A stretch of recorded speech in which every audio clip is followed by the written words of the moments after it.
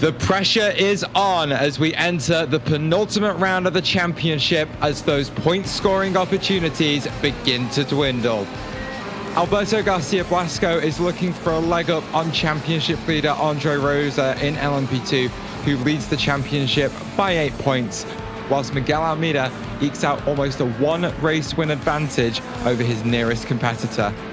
That can all change tonight, though, over the next 90 minutes, as those who are on top need to stay on top.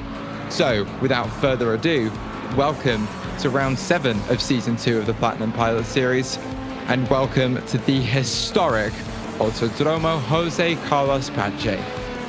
My name is Taylor Mills, alongside me, Amity Pulsatrix, and we will be live from lights to flag here on ABN. In front of us tonight lies 17 corners of Brazilian legend, which have played host to many a dramatic season finales and equally dramatic sports car moments. Today, though, I'm sure the field will be grateful for much more predictable conditions than Road Atlanta and a much shorter field of cars. The focus tonight will switch to strategy and outright pace as they tackle the famous Esto Senna, Cida de Lago, and Young Sao. Interlagos is a circuit where legends are born, and as much as we won't be crowning championships today, one hero's drive could turn the season on its head. As always then, joining me tonight to bring life to an hour and a half of action is drifter extraordinaire, Amity Pulsatrix. Coming into tonight, surely we have to be thinking championship, as Miguel Almeida looks comfy in GT3, but in LMP2, Blasco, Mattia, and maybe even Pedro Piquet could still be in with a chance. So what's it going to take for them to keep their hopes alive? Well, first of all, I'm a drifting enthusiast. I wouldn't call myself an aficionado. I'm not good at it. I just like it a lot. But to answer your question, the championship is really narrowing down. As you mentioned before the broadcast, actually, the battle in GT3 is very tight, very close, rather, to being decided today. If if Miguel Almeida, our current points leader, has a really good day today and Gerard Sordeni has a bad one, we could see a clinch here happening in GT3. But that doesn't necessarily mean that the season is over. This is the second to final round of the season, and every single race has been an absolute banger from start to finish. So regardless of whether that championship gets locked up in GT3 or not today, I'm still excited for what's going to happen at the next race as well. But this track right here is what we're focusing on right now. It is Interlagos. You're seeing the beautiful pictures here from Brazil. The scenery is gorgeous. You can see the mountain range just in the distance there, or could see it for a little bit as practice rages on here. You could see a few people sitting in the pits in order to get some practice in, or maybe making some final tweaks to their setups and making final adjustments. And soon we will be heading into qualifying, and it'll be really exciting to see will Miguel Almeida transition his previous success here at Brazil, or will he struggle?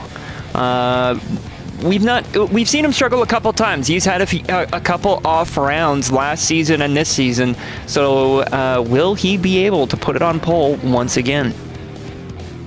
Well, coming out of practice, it was Gerard Sardeni says that was at the top of the GT3 standings, whereas Miguel Almeida was not. We've seen how good he is in qualifying. We've seen the pace he could pull out in race trim. But ultimately, the stakes for Almeida tonight are if he wins this race, the championship fight is over and he will clinch the championship tonight before we even get to Daytona.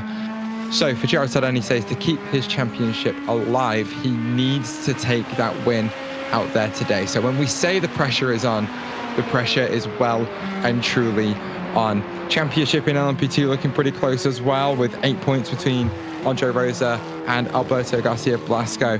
But Mattia a little bit on the outside looking in, 4 points further down on Blasco. But Pedro Piquet, after falling foul of that wet weather in Road Atlanta, plus 20 points on your championship leader. It's going to take a little bit of a miracle for him to be able to move his way up those standings as we move into Daytona. But we still have goodness knows how many laps of Interlagos ahead of us, 90 minutes of racing. We've still got however many cars out there on circuit. I haven't got my time screen up, so I can't quite tell you. So there is still that element of, I don't want to say randomness, but there always is with traffic where all the cars and all the drivers are tripping over each other, especially when we're at a track like Interlagos, where overtaking and traffic management is so difficult.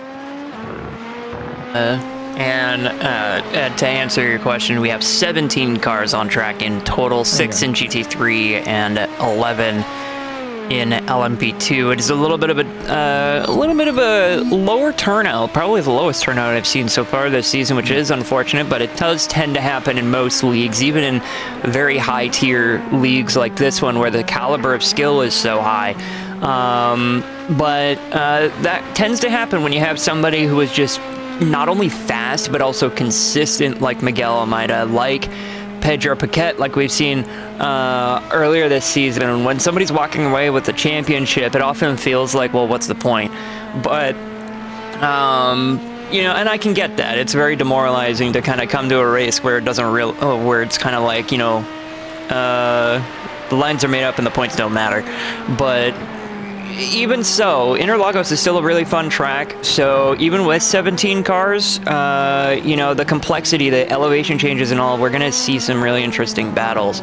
As we take a look at Pedro Piquet, I believe currently on a running lap right now, trying to set a time here, or at the very least is, no, I think I saw him go across the timing line, so I think he is on a lap. And all drivers starting to make their way onto their first flying laps at the moment. And I'm just seeing a couple of them come in as well. First blood goes to Andre Rosa. Of course, your championship leader with the 128.022, 3/10 better than anyone else out there for now. But of course, the LMP2's rolling around with that slightly updated time model. That does mean that tyre warm-up takes a little bit longer than it did last season, so we should see another lap or two before we really start to see those fastest lap times come in. But fortunately for us, the field of cars has 4 laps to get those fast laps in, and we'll be seeing those quick ones in a couple of laps or so. But still, as it stands, Andre Rosa at the top of the standings, still 3/10 clear, and it's Mark Hagler who actually finds himself up there in P2 at the moment. We are still waiting for the likes of Leandro Mendez and Bart Mattia and Pedro Piquet to get themselves up on the board, but look for those lap times to come in, because those are your championship contenders. Kostek Solic finds himself up in 3rd place for Fury Simsport. Of course, that team challenging for the win at Aragon in the Platinum Endurance Championship on Saturday night, looking for a little bit more success here in the Platinum Pilot Series. Here's Andre Rosa, though, coming around to complete another lap here at Interlagos, cutting that pit lane, something you can't do in real life anymore since they've repaved and updated the circuit. Across the line he comes. I think it is going to be an improvement to a 27.130, and he is now very solidly at, never mind that, Mark Hagler actually improves as well and finds himself just under 0.2 of a second of Andre Rosa. Oh, this is getting really tight. Leandro Mendez only 0.04 behind, and now we've also got a new leader, Pedro Piquet, pipping Andre Rosa with a 26.9, the first 26 we've seen today. Really fast time set by Pedro. We'll have to see if that stands, because it is very tight right now. Yeah, that's his second flying lap as well. First one invalidated by what I can only assume is an off-track, but even. But Pedro Piquet getting his last chance to launch himself back into championship contention, getting off to a very good start. 3/10 clear of his teammate. Kostek Solic improves once again, but it's only good enough for 5th this time. Having a peek down at the GT3s, you've got Afonso Souto for Sonic Racing Team, currently up there on provisional pole position. Miguel Almeida actually finds himself down on pit lane, I think starting a 2nd run out here on track today. So looking for some very late session improvements. There's 2nd place in the championship. There is Gerard Sardeni-Says, who, again, 21 points adrift in the GT3 championship, but right now 2 spots ahead of Miguel Almeida. That's going to be enough to keep him mathematically in with a chance of winning, but realistically he really needs Almeida to fall foul of something tonight, because actually the 0-1 finds himself down pit lane yet again. Meanwhile, we actually took note of this earlier. I think Jan Kurps might have made a mistake. We noticed he was running a city carpet livery on his new BMW, so it's a car switch as well as a livery switch. You know, I've been there before. I know the town well of city carpet. As I'm sure we all do, but of course, changing cars in the middle of the championship does mean it is a points white for Jan Kurb. So he was sat relatively comfortably up in 4th in the GT3 championship with a shot at getting into the top 3, maybe even the top 2, dead even on points with Afonso Sousa, who still holds that provisional pole position. But we'll see if the switch to the BMW can bring him any sort of 1 or 2 times success tonight. It doesn't like an improvement on that lap as Afonso Sousa still looking very solid at the top of the timing sheets in GT3 with a 1:32.265. Rosa has come across the line to complete another lap and does not find an improvement. His day is done in terms of qualifying, as Paquette has actually still got to go through his final lap, but it is a pretty big lap from Leandro Mentres to launch himself up into 3rd place and bumps Andre Rosa down 1 spot, making his work a little bit more difficult tonight, as Alberto Garcia Blasco actually finds himself up in P2. So as the lap times come in, Amity, our championship leaders in either championship are not looking in comfortable spots. Yeah, like I said, this is one of those types of situations where, you know, you really need to be able to perform to try and lock in that championship, but Miguel Almeida showing cracks in the armor perhaps, although we have seen him in worse positions than this and came back to win the race. And surely won't be a situation that is unfamiliar to anybody in the LMP2 class either. We've seen quite a few drivers end up doing very well after doing a poor qualifying result. So it remains to be seen. It's hard to say what the success of the race is going to be like. It's a 90-minute race. Lots can happen in that time. But that being said, there are fewer variables in play now because there's only 17 cars on track compared to what we've seen earlier in the season. So it'll be interesting to see how Miguel Almeida navigates that. Is that going to put him at an advantage because he doesn't have to deal with as much faster traffic trying to pass him? Or is it going to put him at a disadvantage? That will be the big question to see when we get into the race. Alberto Blasco continues on his run through qualifying. 30 seconds left in the session. His run will be over in that amount of time. He won't have time to get his final and 4th lap in, as it currently stands at 1:27.064. Good enough for 2nd place, and he'll start alongside Pedro Piquet on that front row. And that is definitely something that's going to keep the championship interesting, because Blasco is 2nd and is currently 2 spots ahead of his championship rival. 5 seconds to go on the clock as we reach the end of our qualifying 10 minutes. And the checkered flag will fly. That session will be over, and we will promptly move on to 90 minutes of racing here at Interlagos. So let's have a peek at how the grid is going to line up for today's penultimate race of Season 2 of the Platinum Pilot Series.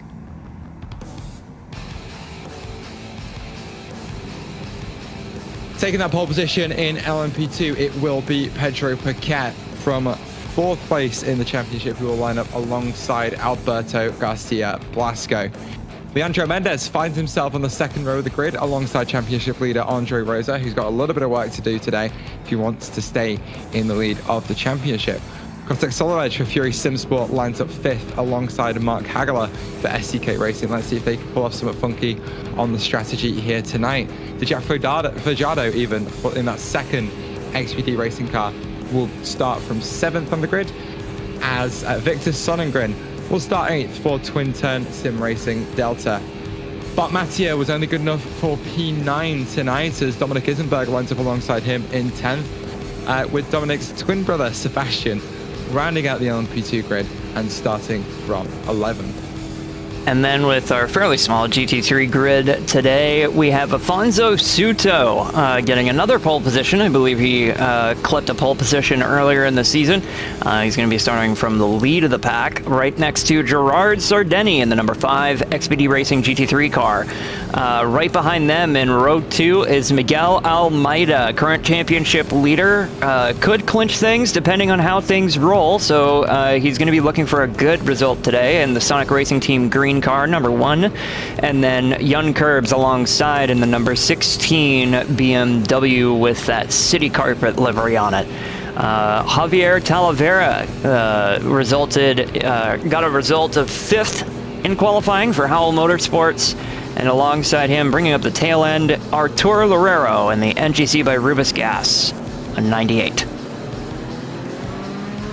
So it's a pretty green front 3 for the race, or for the start of the race here in Interlagos. There's going to be a big run down towards turn 1, and it will be a question of when does Pedro Piquet choose to go. Of course, a formation zone and a start zone alike we have in the Platinum Endurance Championship, just to try and keep things a little bit neater on that run down to turn 1, which is a spot where we've certainly seen some drama in the past here at the Autodromo Jose Carlos Pace. A Porsche pace car will lead the field round the final sector of the circuit, Piquet leaving a good amount of space to it and giving himself room to just keep the pack bunched up behind him. He will be starting on that front row, remember, alongside Alberto Garcia Blasco, who's looking for a way to gain points in the championship and try and have a late season shot at taking that crown, as this season we will crown a brand new champion in LMP2, especially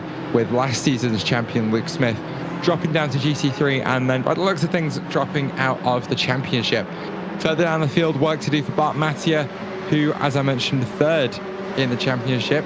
He's going to have to work his way through quite a few cars if he wants to keep his championship hopes alive.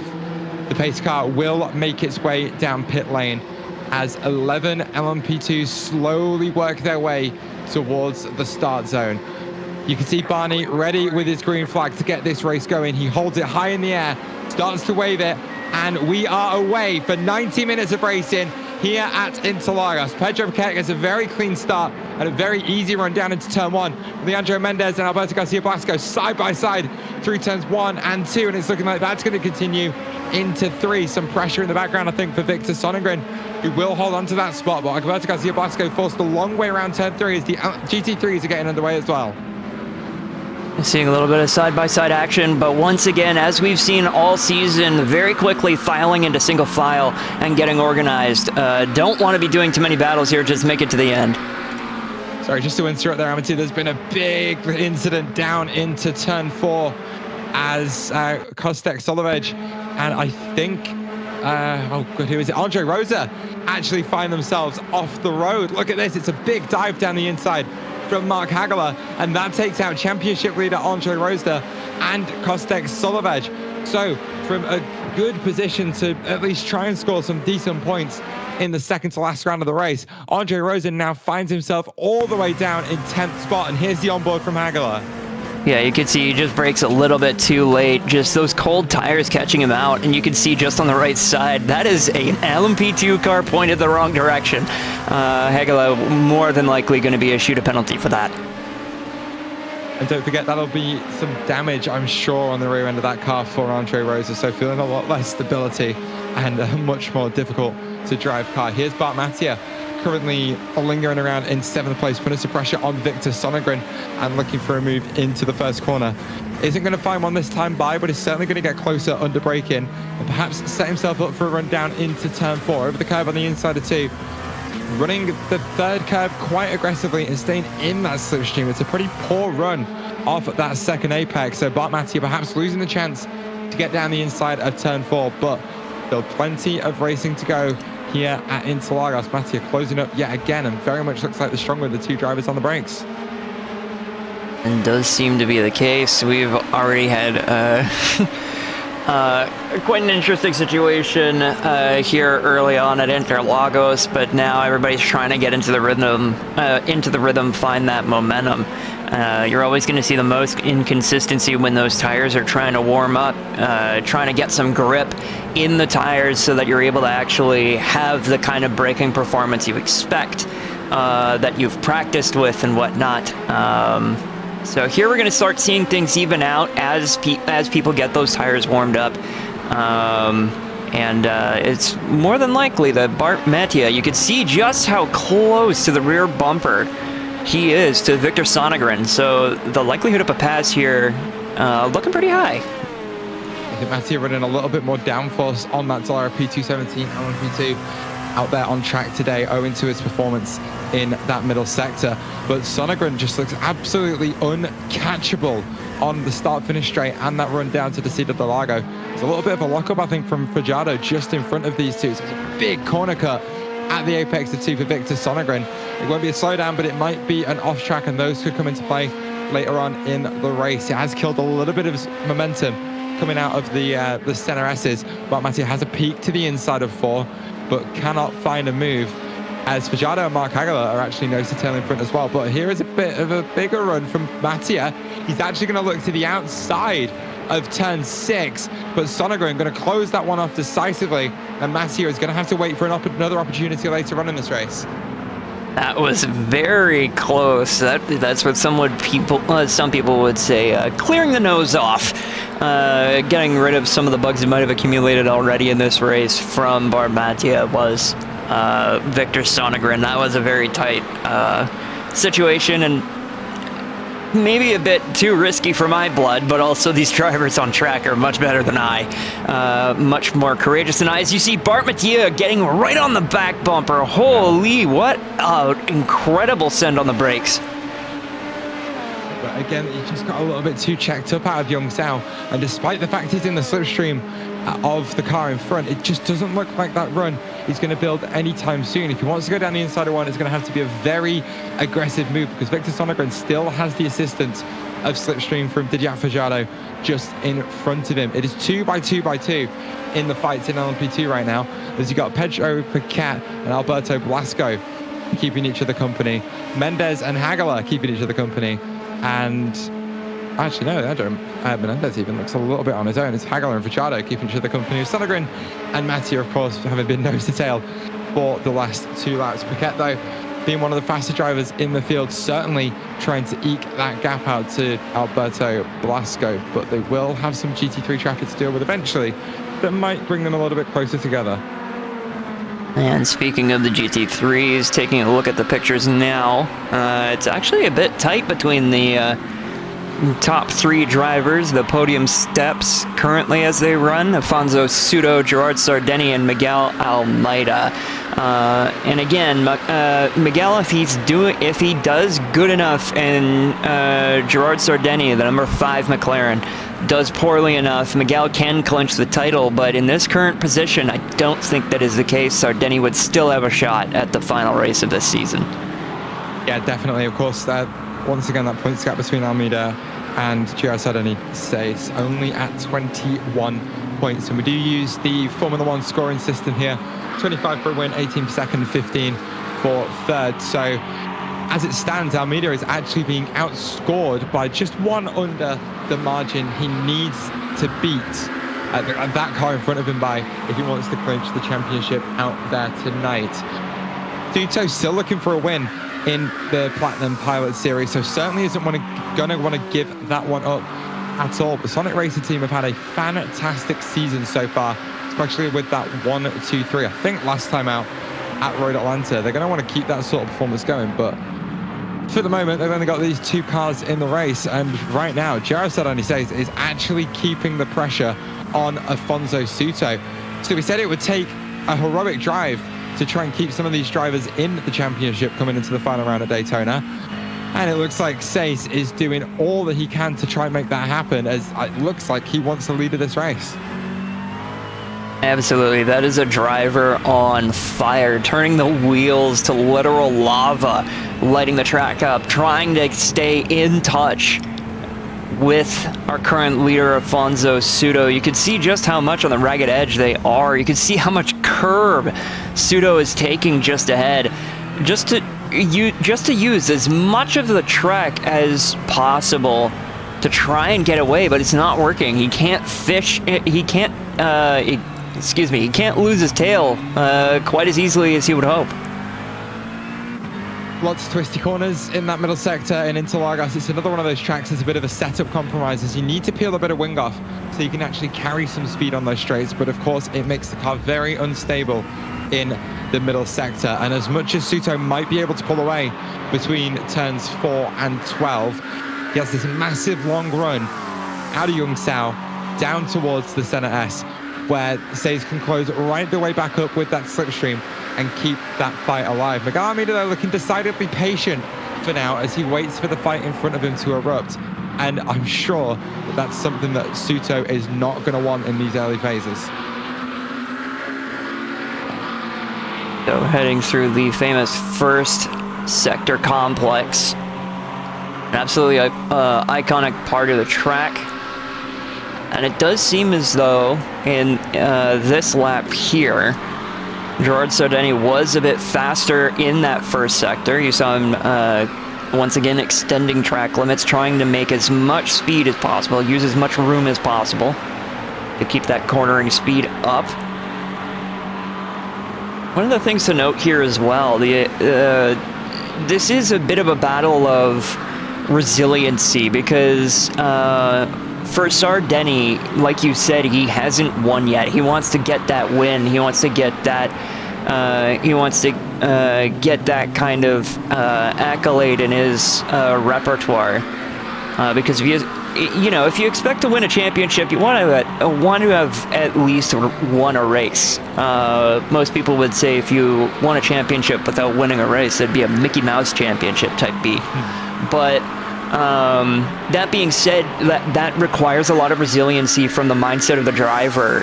When you are constantly behind somebody ahead of you, and it doesn't seem like you're catching or losing any time to them, it can be frustrating. It feels like you're not making any progress. But as I say that, actually, once again, Sardeni getting right on the bumper in that first sector, the entry to the first sector. Of course, that XPD race in GT3, the only two-driver car in the entire field. So once that McLaren 720S comes down pit lane for the one and only time that it should make its way down pit lane, it will, of course, then be taken over by Rubens Lorente. So that makes that championship fight even more interesting, as the entire race, or the entire championship so far for Miguel Almeida, has all been done solo.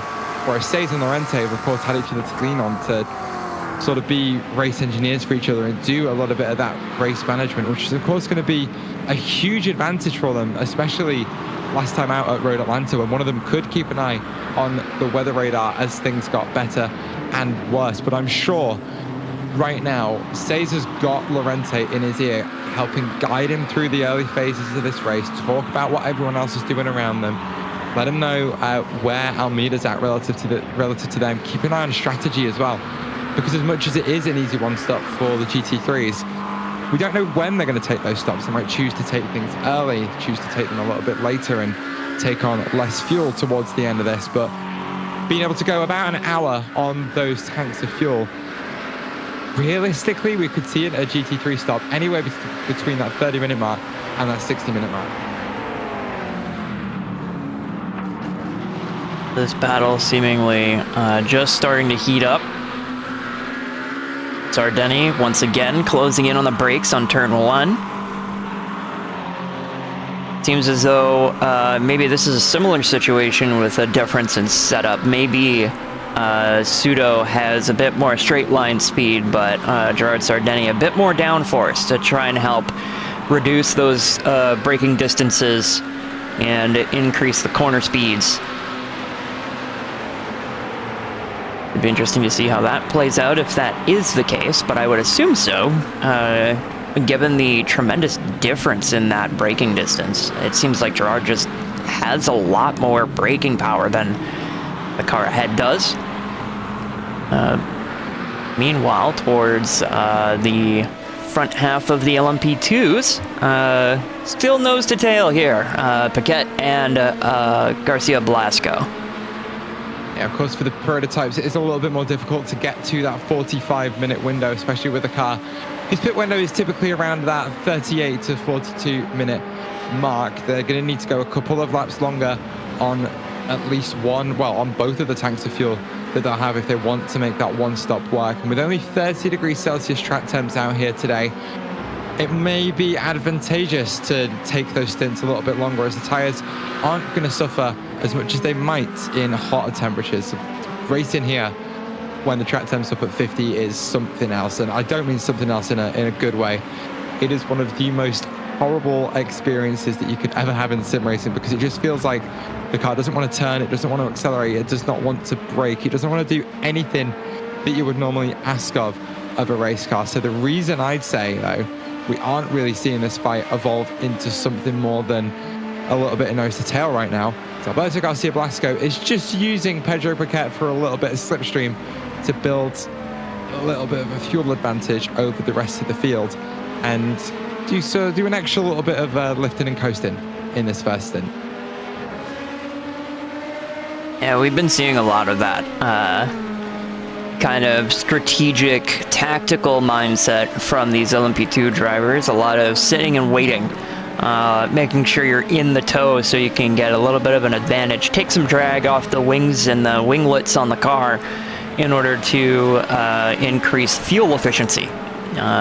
These little aerodynamic parts, or rather large aerodynamic parts on these cars, produce a lot of drag, but they also produce a lot of grip. So you have the advantage of getting a really big cornering speed and going faster through the track, through the twisty turns and whatnot. But when you're on a straightaway, it really holds your car back quite a lot. That air is like a fluid when you're going that fast, rather than a gas. And as a direct result of that, sitting behind a car is often the best way to go. You're not necessarily looking for a pass, you're just looking to save some fuel, go a couple extra laps longer, and make sure that you're in a comfortable position to charge when you want to, and attack when you want to, and then kind of lay back when you want to. It kind of feels like you're in the catbird seat. You're kind of in the control seat, or in the control room, so to speak. In the back of the field, after that spin down at turn 4, Andre Rosa finds his way back up to 7th place. Still plenty of pace in that LMP2 now, as he's got his sights set solidly on Victor Sonegren. He's done a great job to build an advantage over Bart Mattia after watching these two fights side by side, nose to tail, earlier on in this race. But Sonegren is going to have a much faster driver to deal with next time, as he's being dragged along for now by Didier Fajardo. But if there's one driver who can make his way up to the back of that battle pack and make his way forward, it's going to be your championship leader, Andre Rosa. Meanwhile, elsewhere on track, if I do have the correct incident here, I believe Eisenberg might have had a bit of an issue, jump to pits at some point. Here he is going outside. Oh, couldn't quite keep it out of the wall. Locked up the fronts.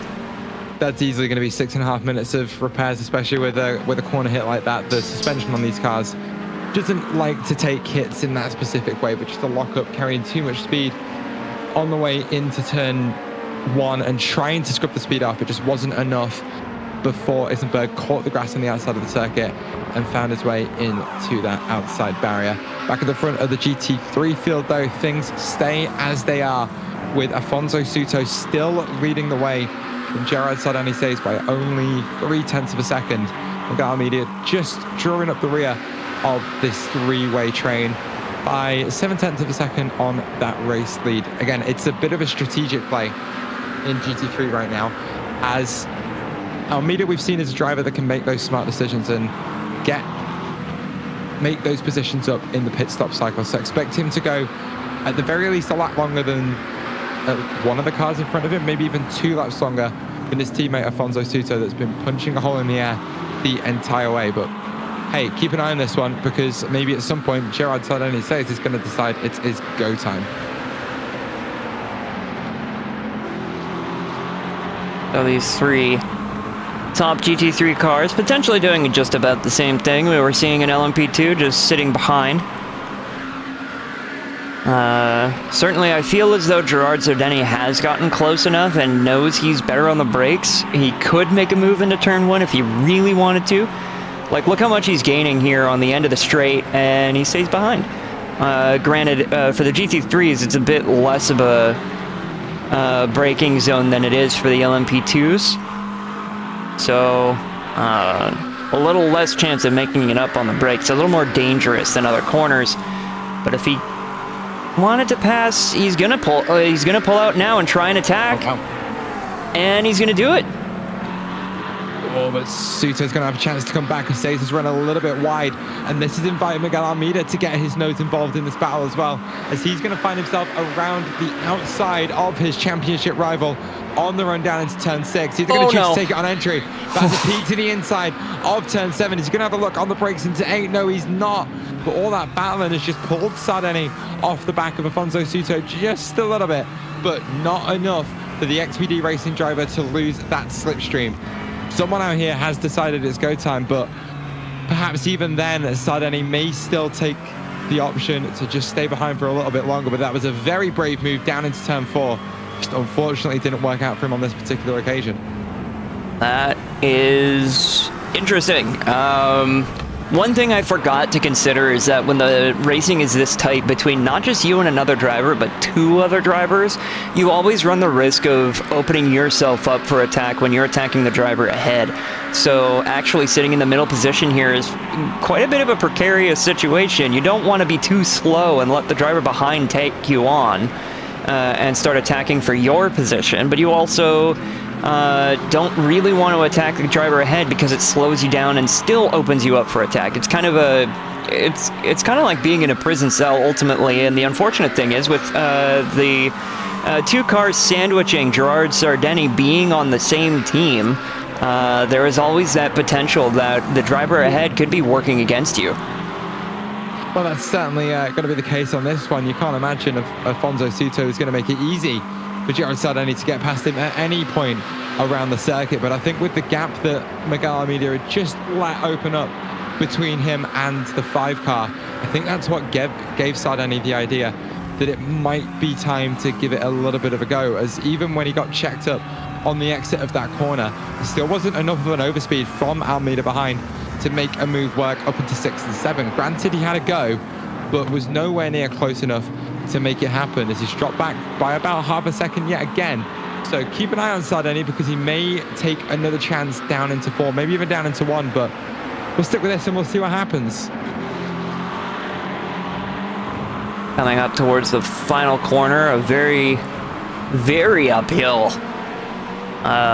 straightaway there. Kind of, well, not really a straightaway. It's not super straight in particular, but you can see just how much elevation change can really impact the drivers here. It doesn't feel like a whole lot when you're in the driver's seat, as Zardeni looks on the inside, not going to make it, not going to be able to get the brakes, but Afonso Suto going wide, and now is going to be on the inside for the second corner, and now the outside for the third. Yeah, the inside, of course, where you want to be on the run down to Descida del Lago. Miguel Almeida finds himself nose to tail with his teammate and is pushing him down the straight on the run down to turn 4. He wants Suto to be clear by entry, but it's not enough to make that one work. Almeida's going to go to the inside of both of them. Suto goes wide, and Zardeni leaves the space. And just like that, in the space of 1 corner, Miguel Almeida makes it into the lead of the race, but Zardeni's going to have a look around the outside of 6 and 7. He's going to keep that car in, but once again, Almeida has the advantage on the inside line. He's going to get squeezed to the apex of turn 8, and Zardeni will force his way to the inside of 9, and Almeida goes round. He's going to drop down into 3rd, 4th, maybe even 5th place, and that is a kick in the championship fight. Oh, that is not what Almeida wanted to happen. That is terrible for Almeida. He was set in the position to be able to try and clinch this championship. Suto doing a fantastic job actually shuffling positions with Miguel Almeida. I'm not sure if that was intentional, but it sure looked well executed. But unfortunately, Almeida getting pushed off as now the leaders of the LMP2 class are passing the leaders of the GT3s without incident. And actually, I think we should probably take another look at that. I'm not sure if there was if that was a racing incident or some other situation, but it was pretty close racing. Yeah, here comes the replay for you then, and we'll see exactly what happened there. It's great racing for a good 3 or 4 corners there, but you see both of the drivers, Sardeni and Almeida, door banging on the way through turn 8, and Almeida leaves room on the outside of the circuit for Sardeni to keep his nose in, but then as he makes his way back onto the circuit, I think there's just a little bit of netcode contact that is one of those that I don't think was going to happen anyway, but that is what pitches Almeida's car into a spin. We're going to have a great advantage, or a great vantage point on board Suto's car here. And he forced that squeeze as he just drifts a little bit wide of the edge of the circuit, turns to keep that car on, and it's just as he turns the car back to the left, iRacing's prediction code predicting that car was going to continue going to the right and just pitches Miguel Almeida into a spin as he now finds himself down in 4th place, about 4.5 seconds off that GT3 race lead. It'll be interesting to see how the stewards actually evaluate that situation, because Gerard Sardeni did bob a little bit right, but caught it. And yet the iRacing netcode prediction assumed that Gerard wasn't going to catch it, or at least not catch it as fast, when that green McLaren skirted out a little bit in the rear.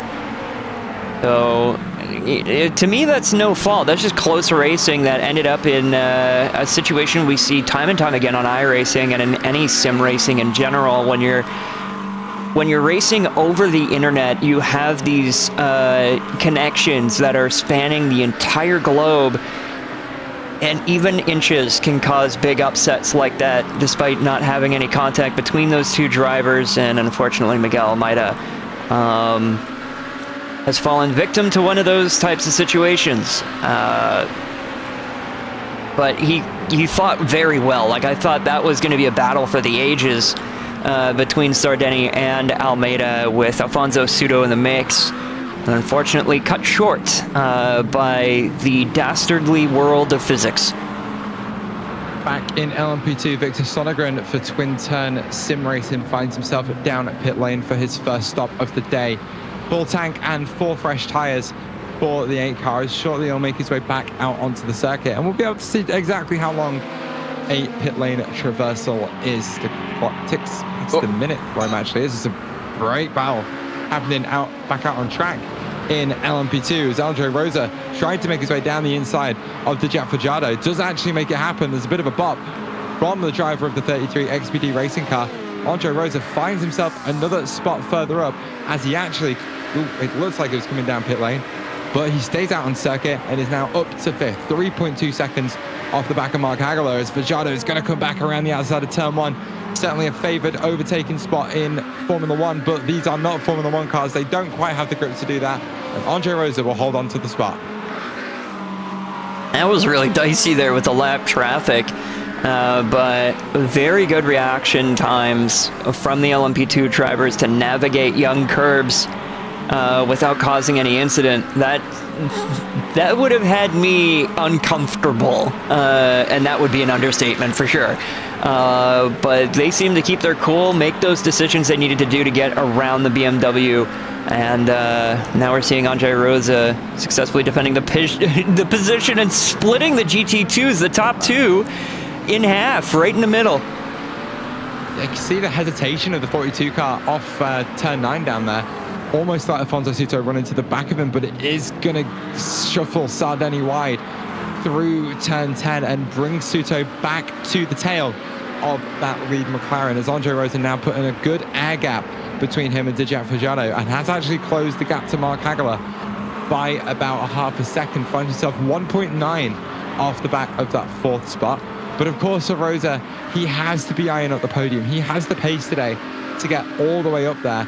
But of course, pit stops are going to be beckoning soon enough, as speaking of, Victor Sonegren hasn't made his way back out onto the circuit, so I'm thinking that one might be a retirement. Great camera work there, Amity. Yeah, I'm not exactly sure what the situation is with Sonegren. He's been in the pits for quite some time now.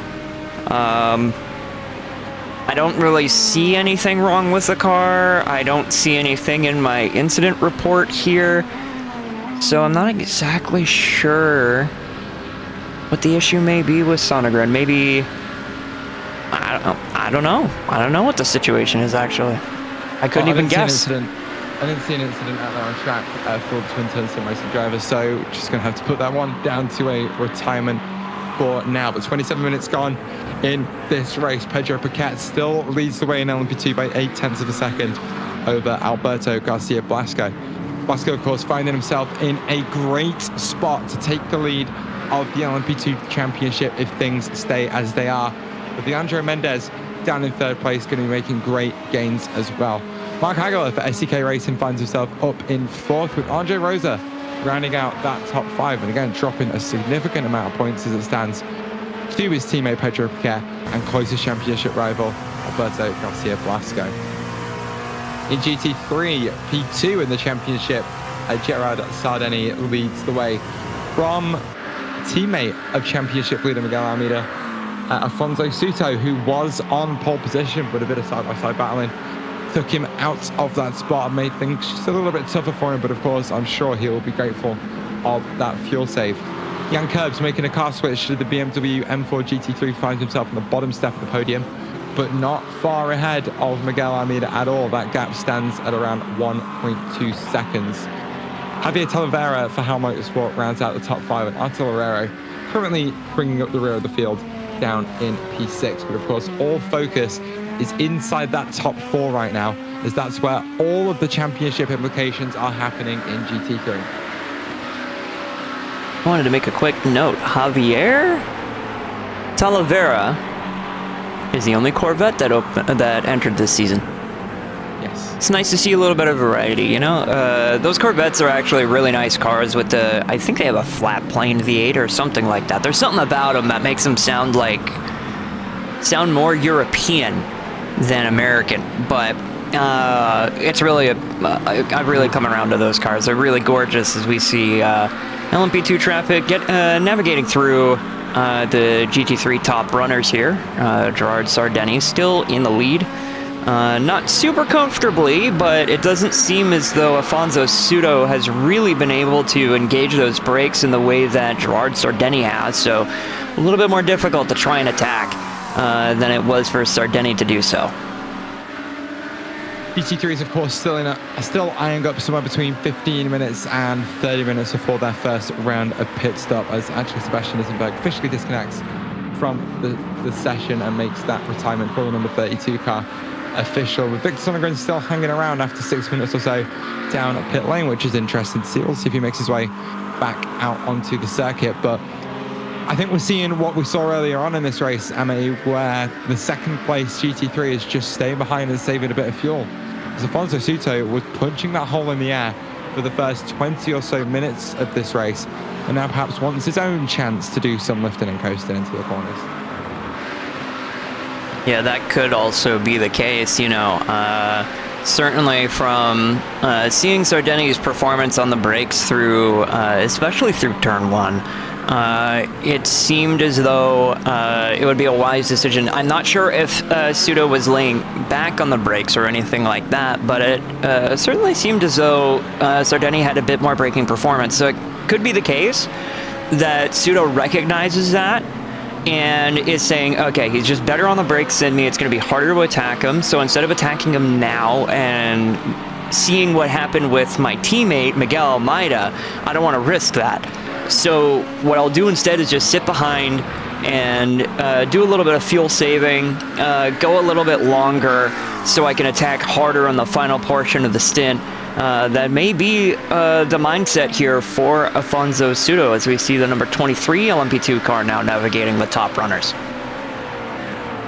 Squeezing his way down the inside of turn one comes Dominic Isenberg, separating that lead fight yet again, as Souto just eking his way outside that 1 second window at the front of the GT3 field. And finally, Gerard Sardeni gets a little bit of breathing room and no longer has the Sonic Racing Team McLaren breathing down his neck.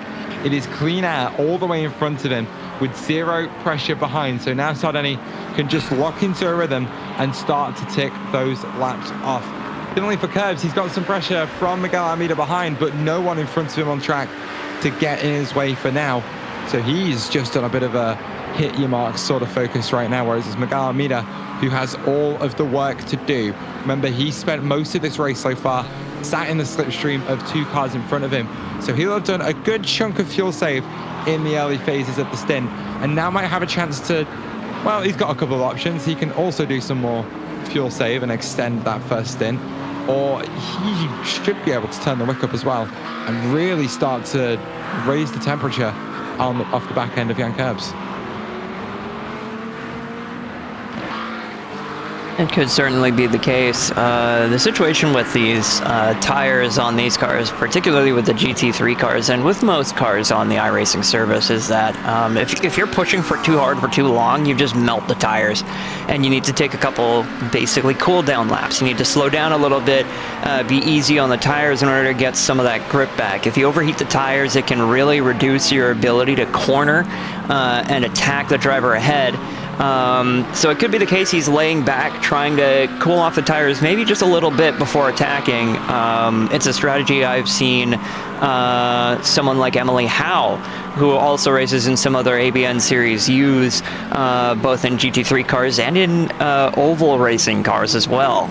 It seems as though you take a couple laps to try and attack, and if you're not able to get by, then you take a lap or two to lay back, cool those tires off, and then start attacking again. It could also be the case here for Miguel Almeida, but also it's still not even halfway through the race, so still a little bit too early to tell what the situation may be, but there's a lot of different tactics you can take in order to try and overtake the car ahead of you, if you even want to in the first place. Hey, don't say it like you're disappointed. There's still 55 minutes to go in this race. That's still 55 minutes of nose-to-tail action here at Interlagos, which is certainly what we're being gifted right now, as Mark Hagler becomes the driver under pressure, as Andre Rosa has finally made his way up to the back of the SEK Racing driver.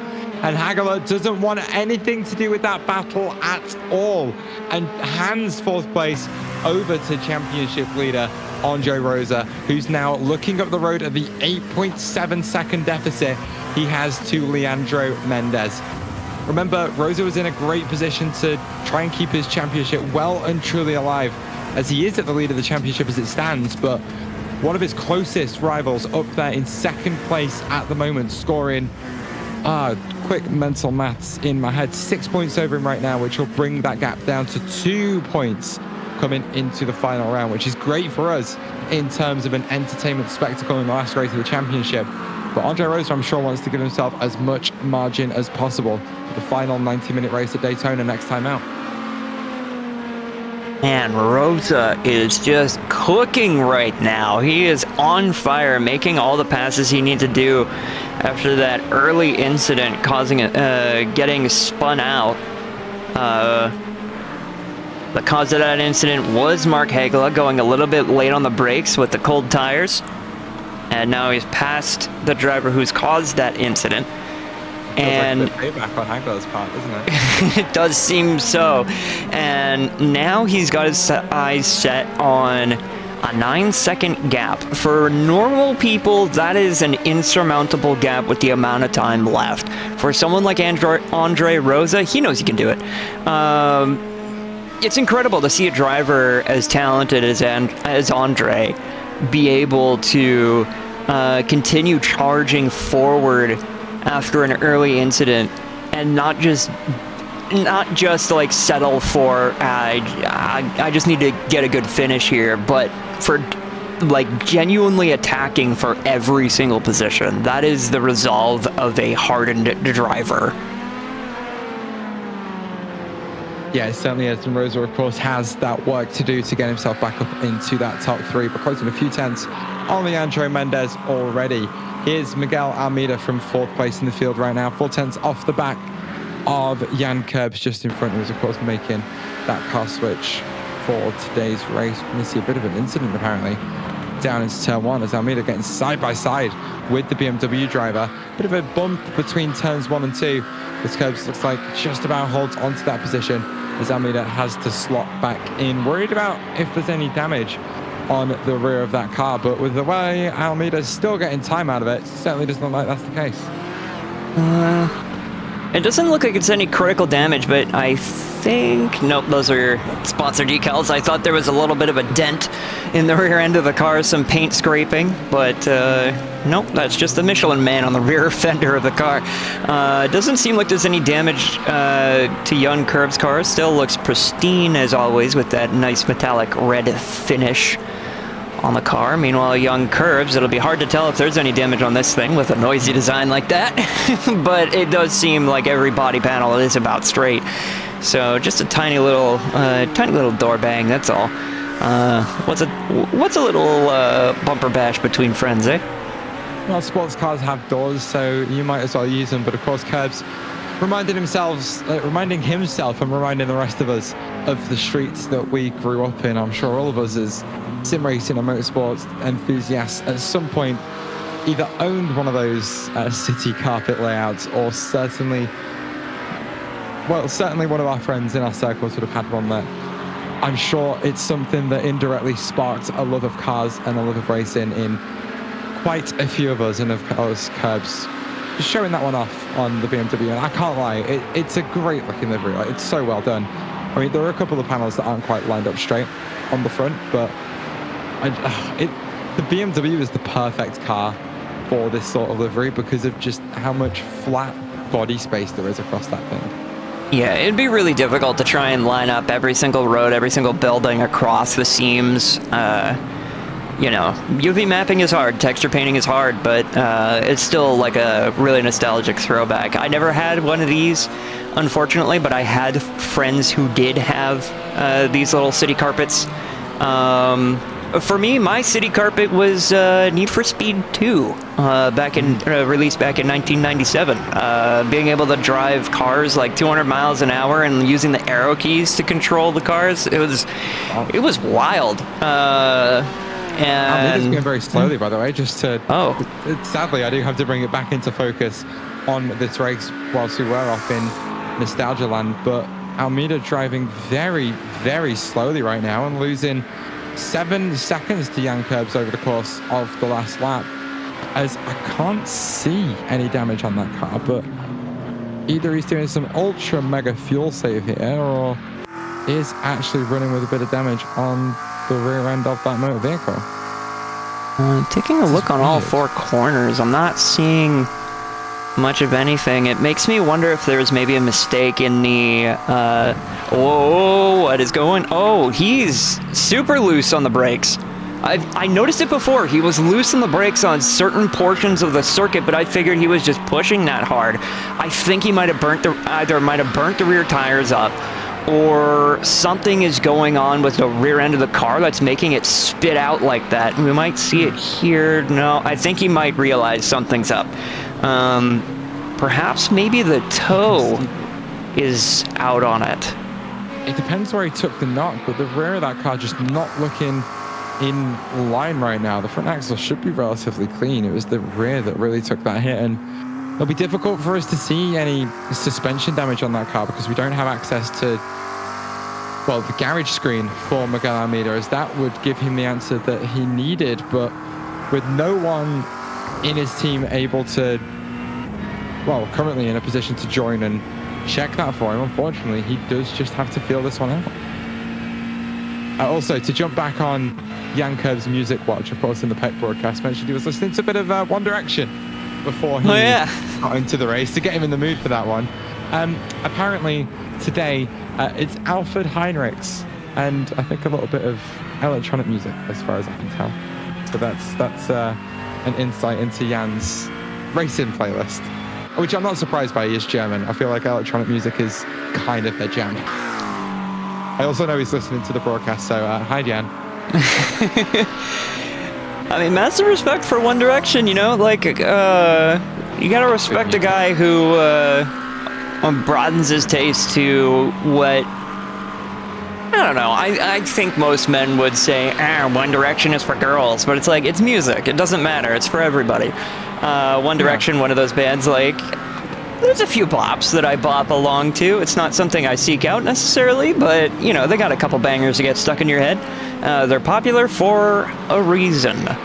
Yeah, like, let's be realistic. Anytime that's what makes you beautiful, come on, everyone in the room is singing along to that. Oh, absolutely. Doesn't matter who you are. It is an absolute banger.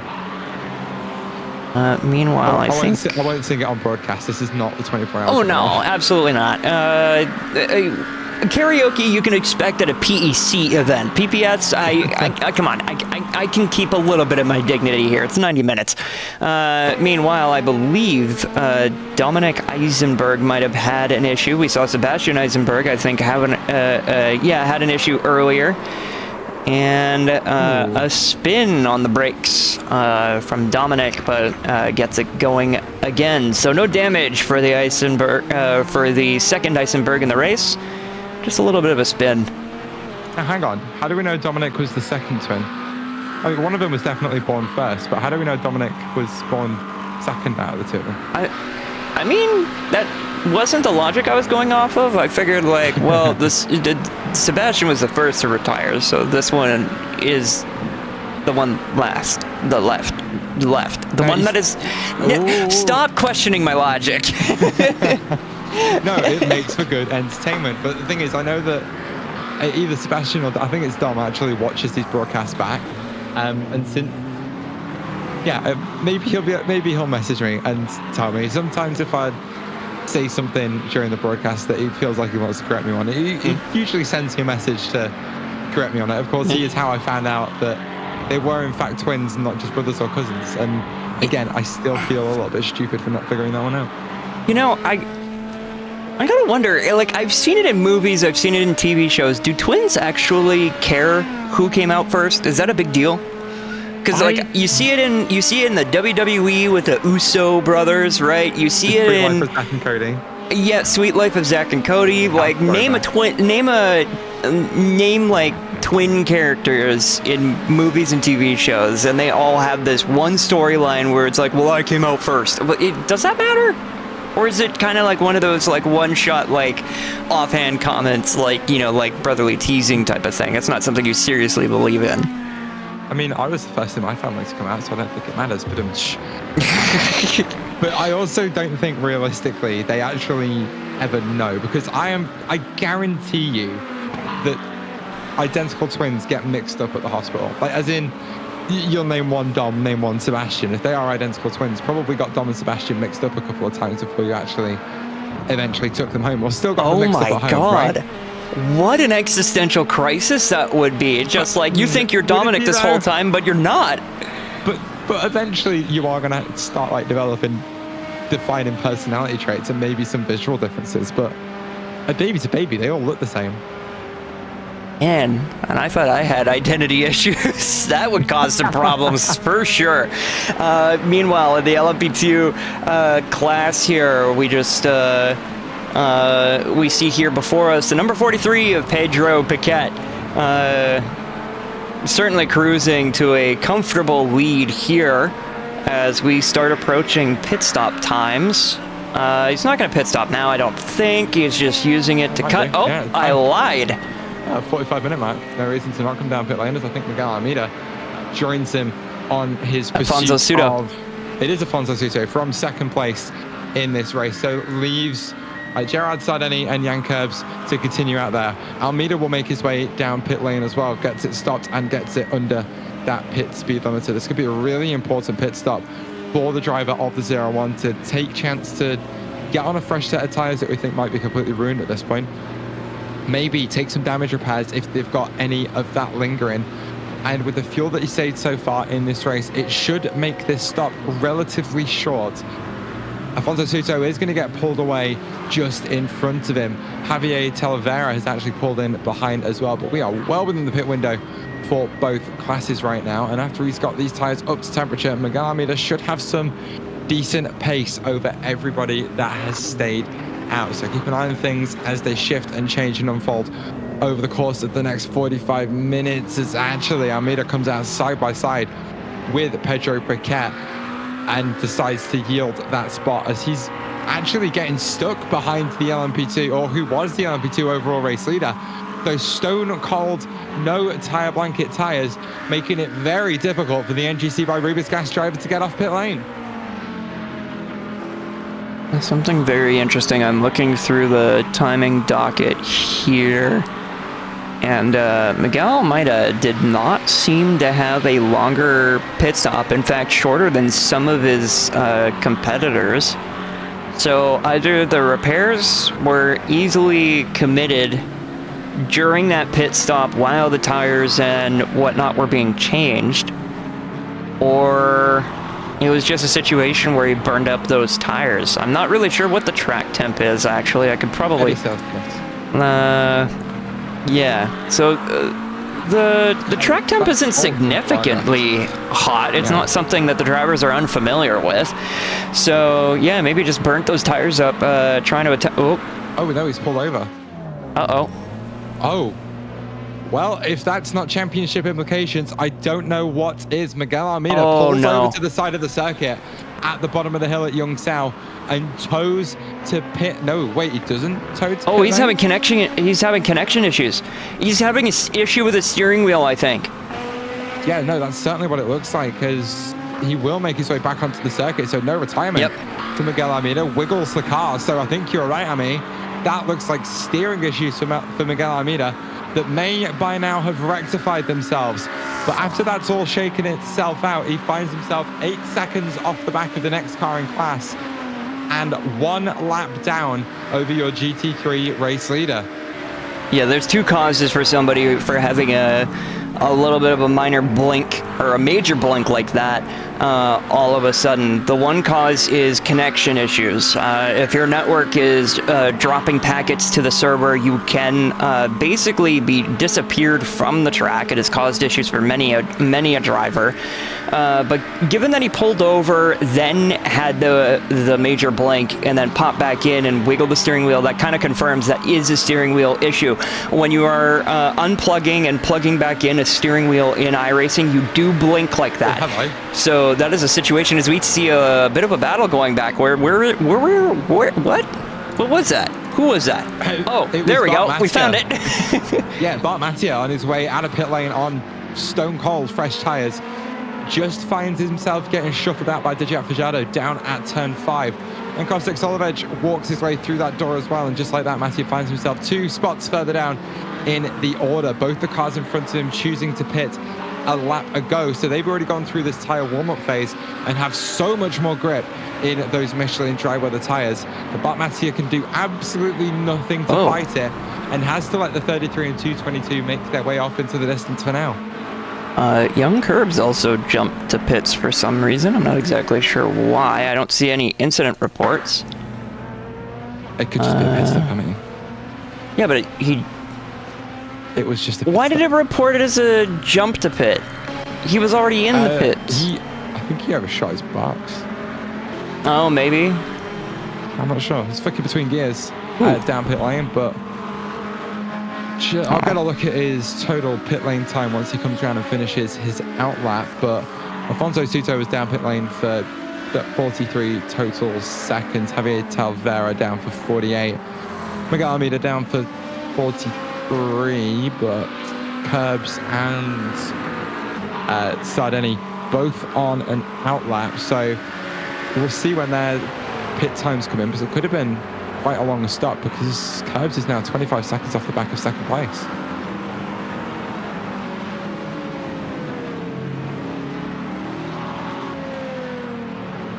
Taking a look on the left side of your screen on the timing tower, we're taking a look at the last laps of every driver on the circuit right now. Taking a quick look at it, you have the 27.5 of Pedro Paquette, currently outpacing everybody on the track right now.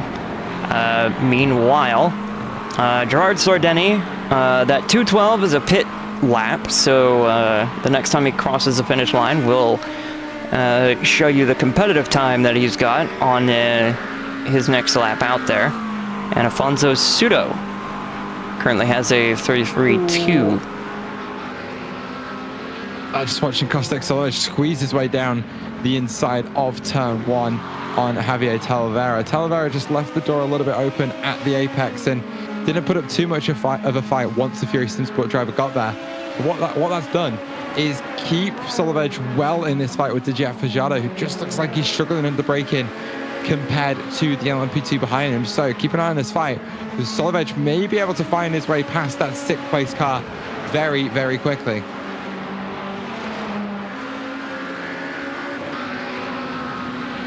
So Didac Fajardo defending against Kostek Solovej. The number 33 in the 222. Bumper to bumper right now, or at least fairly close to it. Both drivers seemingly fairly evenly matched in pace. Fajardo, the last lap around was a 28.2, and Kostek Solovej with a 28.3. And they'll be coming across the timing line again to update their lap times, so we'll see if it is a similar story. They'll likely have very similar lap times. Coming through the last corner through the start-finish line, and those times have updated. Solovej actually a bit faster that time around. Yeah, just half a tenth of a second or so between these two right now, but Solovej deep within the slipstream of Fajardo, just in front as they run down towards turn 4 yet again. I don't think the 222 going to be close enough to pull off a move this time by, as he's just in the first sector, lost a little bit of time. I saw him going wide through a couple of corners where he was just sacrificing a little bit of overall lap time, struggling with the dirty air compared to the car in front, who's got absolutely no traffic in front of him, so has the cleanest air coming over the front of that car. But Solovej having to deal with all of that turbulence coming off the car in 6th place. Both of them taking very different lines through this sector. I think the Fury Simsport driver just looking for at least a little bit of clean air behind the car in front to try and carry the speed through the corners. But with how one line this track can be, it's very, very difficult to do, as you get a wonderful onboard from Kostek Solovej. They make their way down towards Young Sao. Solovej using the curb a lot more aggressively than Fajardo, almost missing the curb, I think, for the 33 car just in front of the car on board with. Slipstream going to come into play massively on the run down towards turn 1. Jan Curbs will get involved in this fight, as he'll be in the way into the first corner. Let's see how both cars tackle this. We know how aggressive Solovej can be, but Fajardo isn't going to get the opportunity to match Solovej's aggression. It's going to be a matter of timing on the way out of the 3rd corner. Curbs is going to actually be well in front of both of these cars, as I think, Amity, my brain is still calibrated to GTP speeds around here. Yeah, the GTP is quite a lot quicker than this around Interlagos, as we now see the LMP2's caught up to the GT3 car of Jan Curbs entering the braking zone. So a little bit of a Constantino effect, a little bit of an accordion, but navigating Young Curbs very nicely. And now nose tail once again is the 222 and the 33. Got doubles and triples out here. Yeah, but you see that so close to each other. Wouldn't it just be so much better if it was the 22 and the 3 and the 222? Wait, what did I even say? I don't even know what words came out of my mouth there for a second. No, I got you. If one was the 22 and the other one was the 222, yeah.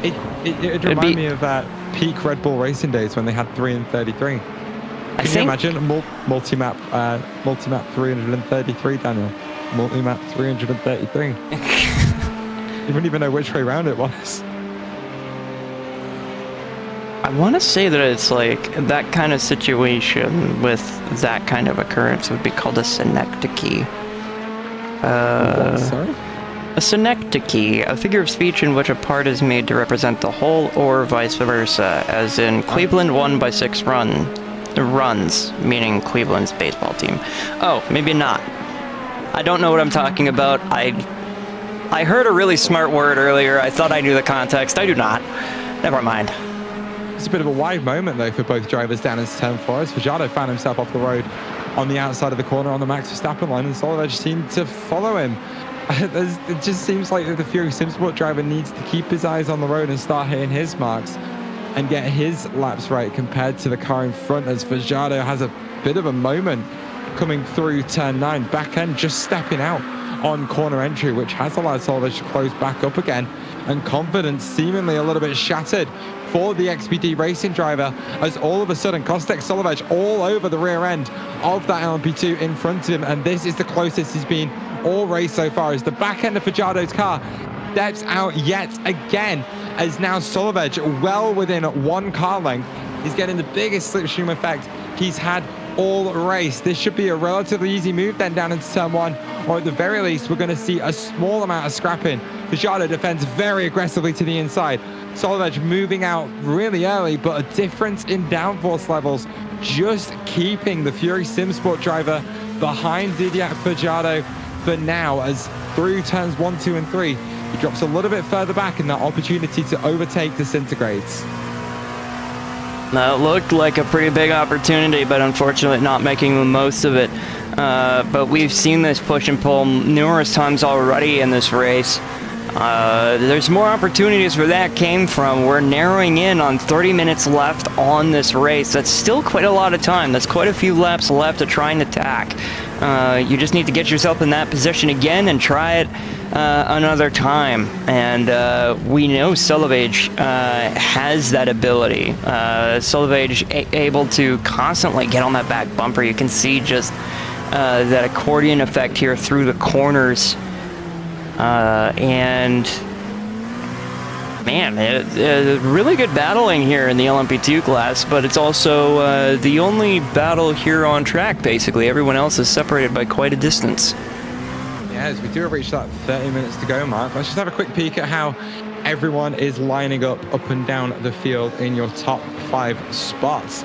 Pedro Paquette still leads the way for NGC by Rubis Gas over on Alberto Garcia Blasco by 3.5 seconds. Out those runs through traffic really separating that lead fight. Andre Rosa has actually managed to retake 3rd spot and get himself up onto the podium, so his damage limitation race has really turned into a good damage limitation drive, as he's now only being outscored by Alberto Garcia Blasco by, off the top of my head, that's 3 points. 18 scores 15. Leandro Mendez for Sonic Racing Team White finds himself in 4th spot. Mark Hagler for now holding on to 5th place for STK Racing, which I think is the highest this team have found themselves looking to finish all season long. In GT3, Jared Sardeni still leads the way over Afonso Suto. That gap now stands at around 4.5 seconds. With Jan Curbs a little bit slow on pit lane, 27 seconds off the back of that fight, down in P3.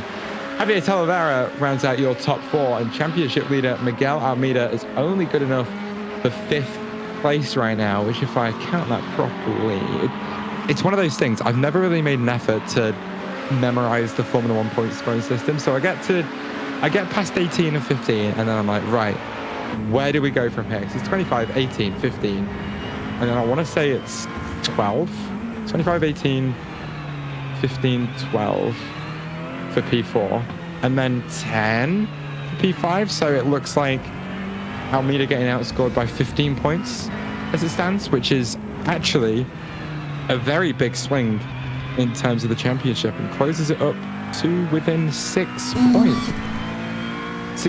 6 points. I can do maths.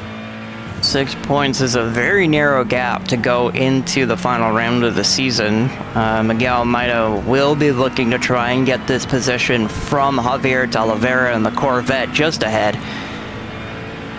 That is going to be a situation that is definitely on his mind, and the problem is he's going to have a little bit less confidence in the steering wheel he's using than previously, having to stop on track to try and reset the wheel and the hub and everything. So that does weigh on one's mind every now and again. Is my equipment going to fail me again? It's really difficult to try and push those anxieties, those thoughts out of your head and focus up, but we've seen Miguel Almeida come back from worse.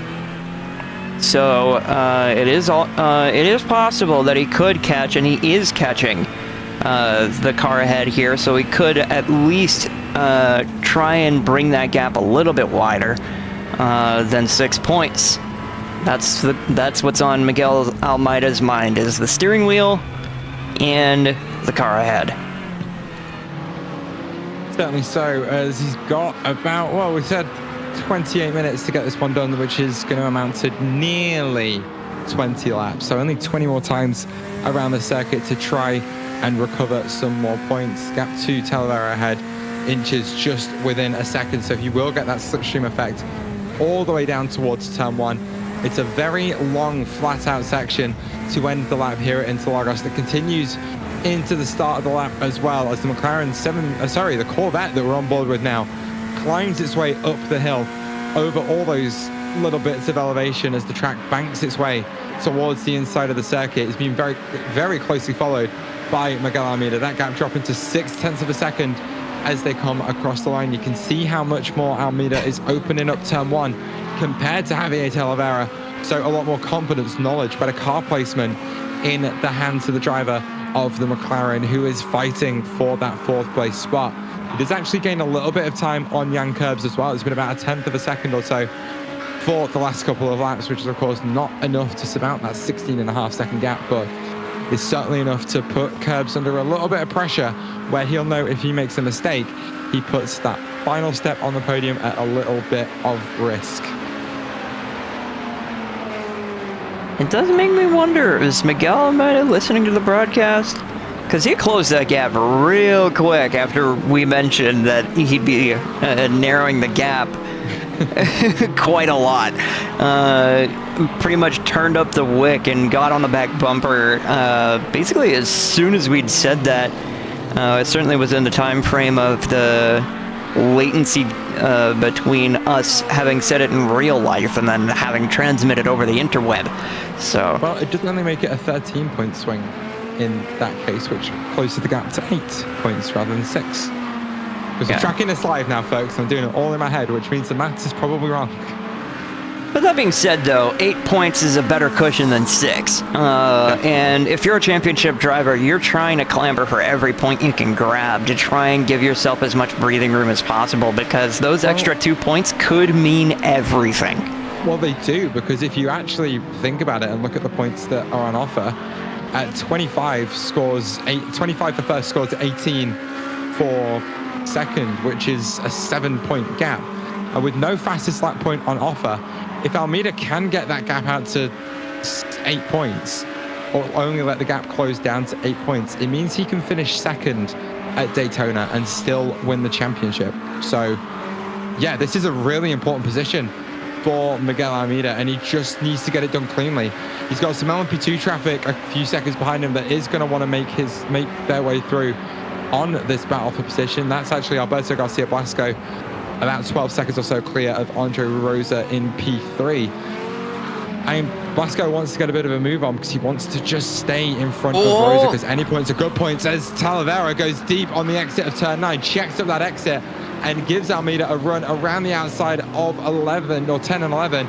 He's going to cut his way back to the inside and opens up the run down the left-hander of 11. He's not going to get close enough into Youngstown to make a move, but this is the closest he's been all battle long, within 0.3 of a second, as they start that big run all the way down to 1 yet again. Javier Talavera is defending this position hard, trying to make a good first impression on the Platinum Pilot Series, the debutant here this season. And now going way defensive. Certainly trying to protect that position. Miguel Almeida gonna have his work cut out for him. It seems as though Talavera doing a good job putting his car where he needs to put it in order to keep Miguel behind, and it does work.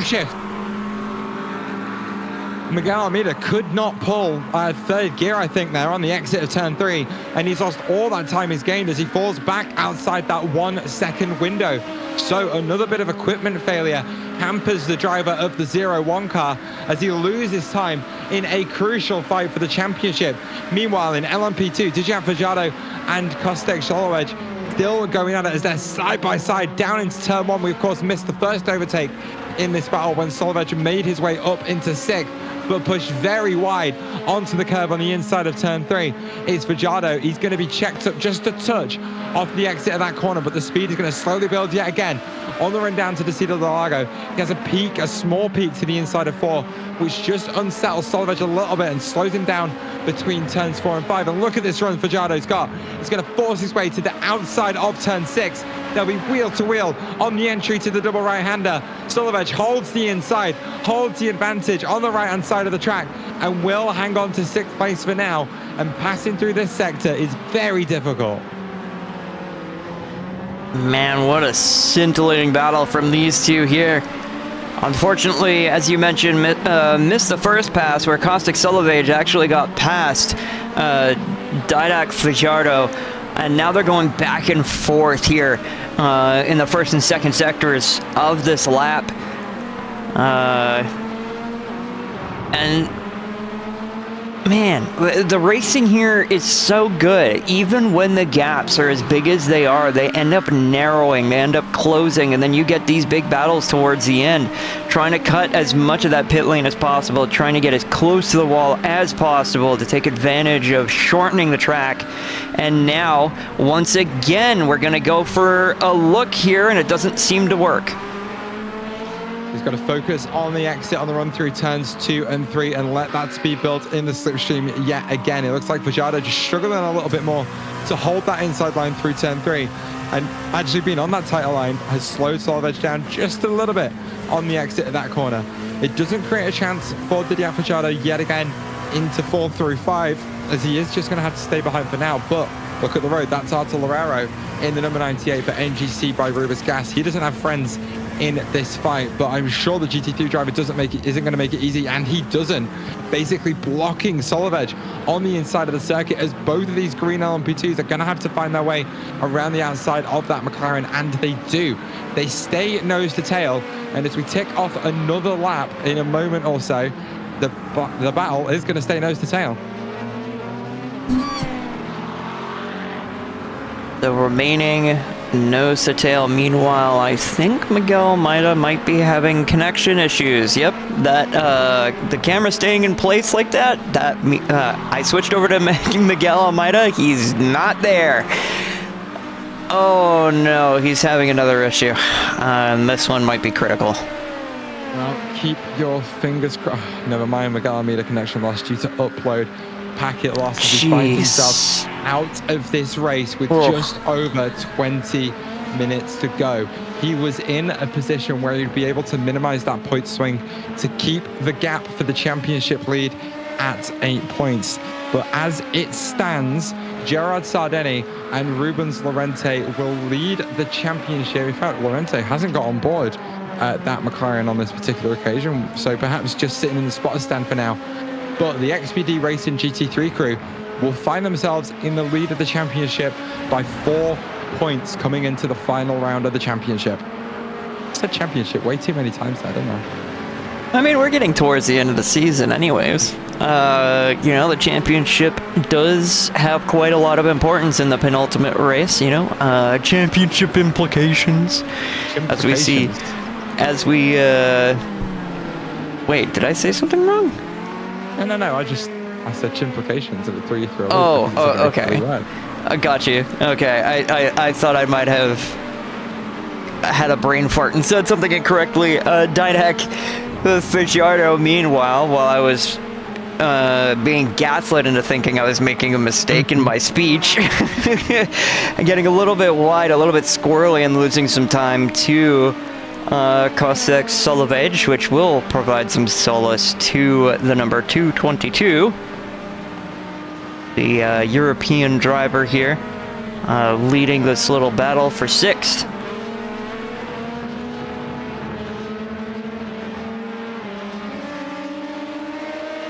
And now this is going to be this is just a really unfortunate situation for Miguel Almeida. Was having a good battle with Javier Talavera until we saw that gear shift issue, and it does make me wonder if something about his wheel is causing much wider problems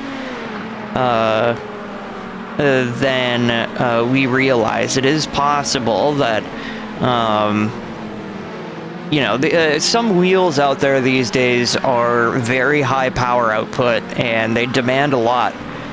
from the outlets they're plugged into. It's possible that a breaker flipped, or some kind of lack of, or rather instability in power supply to the power grid could have caused this. It could have been so many different issues. It could have been just a basic network disconnection. But still, a very unfortunate scenario for Miguel Almeida. He's going to be frustrated with that. That is just something you cannot help. It's something you can't control. Well, he does find his way back onto the circuit, so he will finish this race out, finishing down in 6th place. As long as he can make it home without any more issues, he'll have about 18 minutes to go in this one as he does rejoin the track in front of the car that he was scrapping for position. Of course, only going to be scoring, I've got to go even further down the points now. So it's 25, 18, 15, 12, 10, 8, or is it 6? 8, 6, 4, 2, 1. That makes sense, doesn't it? I want to say 8 points. Mathematical, I think. I'm trying to think. So 25, what is it? 25, 18? You know what? I'm just going to be smart and I'm going to do some research and get the actual. Yeah, because I was trying to count back from the points you were tallying off and figuring out if that filled 10 positions, because after 10, it doesn't really pay any points. So 25, 18, 15, 12, 10, 8, 6, 4, 2. So I was right. Oh, okay. So in 6th place, 1, 9, 10, 9, 8, 7. Wait, hang on. Hold on. 1st, 2nd, 3rd, 4th, 5th, 6th. It's 8 points. He's scoring 8 points. I was right. We're fine. We're good. We got it. You figured it out. Woo! I figured it out. So 8 points scored from 25 makes it a 17-point swing, closes the gap to 4 points. Meanwhile, Dominic Eisenberg, while we were having this discussion, actually had a bit of a spin, a bit of a problem. Ooh. Oh, no. Oh, you're kidding. He got the rear end stuck in the fence. You see that bump on the way through turn 3 that just pitches him into the spin. And round he goes 180, tries to flick it back in the other direction. And yeah, just gets the rear end of the car stuck in the barrier, instantly knows what happened, and tows directly back to pit lane. So from, I think it would have been 8th place on the road, finds himself down in 9th, getting towed and having to rejoin the race. You are currently watching the fight for P6 as it does continue in the final 60 minutes or so of this race. Kostek Solovej leads Didier Fajardo again for that fight in 6th place. This battle was the other way around a few laps or so ago, but Solovej did eventually find his way through on the XPD racing driver to snatch a couple more points out of this race, but it is going to be a question of can he hold on. There's still going to be some GT3 traffic that both of these cars need to navigate at least a couple more times before the end of this race, and that could again throw a bit of a spanner into the works for that lead driver, check them up a little bit into the car behind, and give the likes of Fajardo an opportunity to squeeze on by. The first car they're going to come across is Javier Talavera, who we've already seen is pretty difficult to overtake, even for the likes of Miguel Almeida. He might have the awareness to just see these two come in. He's going to hold the inside of turn 3 and blend out very late in the corner, but Solovej sees that one coming, holds the inside, and then will move directly back in front of that Corvette very quickly to make sure that Fajardo has to pull out of the draft to make his way by that GT3. He'll squeeze it down the inside on the brakes, but all in all has lost a little bit of time in this fight. But that's Miguel Almeida just in front of him on track as well, and he's not going to be so easy to dispatch. Solovej is going to have to try and find a way to squeeze through as Almeida goes very wide on the way into 8 and just leaves the corner open for the Fury Simsport driver to make his way through, and he manages to put a car between him and Didier Fajardo and create some breathing room. As off the road goes Miguel Almeida. He'll lose a bit of time, but isn't really going to lose any more positions out of that one. So I'm wondering if there was a bit of a contact between him and Fajardo there. I don't believe so. It seemed as though he was just trying to get out of the way and lost the rear of the car. We could take another look at it, but I believe my hypothesis would be correct. We can take a look. Not really seeing any contact here. Getting a little, yeah, got off the curb and got a little bit loose. Yeah, I think you see a little bit of dust sprouting up when he got on throttle on the inside of the circuit there. This track not completely cleared up yet, and the rear axle just not providing him the grip that he was asking for. In fact, the track started down at 10% usage, so definitely not enough dust cleared off those offlines yet. No, hang on. He's still having issues with his wheel. Take a look at this. He goes to turn in here, and the wheel locks up right there. Oh. He's having major issues with his wheel. It's just, there's some kind of faulty USB connection that's just not letting that wheel stick. Oh, that's got to be just a painful problem to have. And you got to finish this race on a wheel that you know isn't working, and you're going to lose steering input at any point in time. That is infuriating. Thank God it didn't affect anybody's race, though. I mean, all you can say to that is that's got to be one of the most stressful things to be dealing with in a situation like this. You already find yourself a little bit down the order through no fault of your own, and then to have to try and recover with a steering wheel that isn't responding in exactly the way you want it to. Like, you need to be able to have trust and have faith in the equipment that's under your feet and in your hands, and Almeida doesn't have that right now, as his wheel is just throwing him all sorts of ways. Fortunately for him though, Artillerero has found his way down pit lane.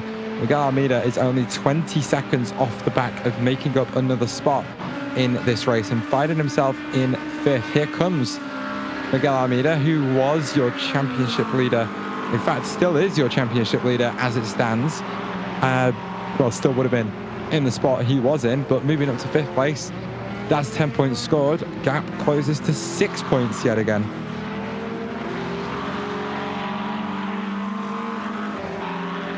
Man, I can't imagine the amount of pressure that Miguel Almeida is under.